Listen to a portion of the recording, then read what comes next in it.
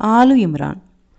அளவிலா கருணையும் இணையிலா கிருபையுமுடைய அல்லாவின் திருப்பெயரால். வசனங்கள் 10 வரை. நிச்சயமாக இறை நிராகரிப்பு போக்கை மேற்கொண்டவர்களுக்கு அவளுடைய செல்வங்களும் பிள்ளைகளும் அல்லாவிடத்தில் சிறிதும் பலனளித்திட மாட்டா. அவர்கள் நரகின் எரிபொருளாய்த்தான் இருப்பார்கள். பிறவுனை சார்ந்தவர்களுக்கும் அவர்களுக்கு முன் இறைவனுக்கு அடிபணியாமல் வாழ்ந்தவர்களுக்கும் நேர்ந்த கதியை போல்தான் இவர்களுக்கும் நேரும்.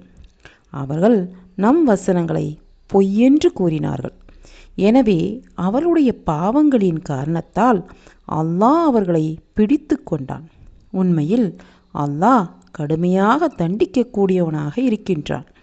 எனவே நபியே, உமது அழைப்பை ஏற்க மறுத்தவர்களிடம் நீர் கூறும், நீங்கள் வெகு விரைவில் கீழடக்கப்படுவீர்கள்.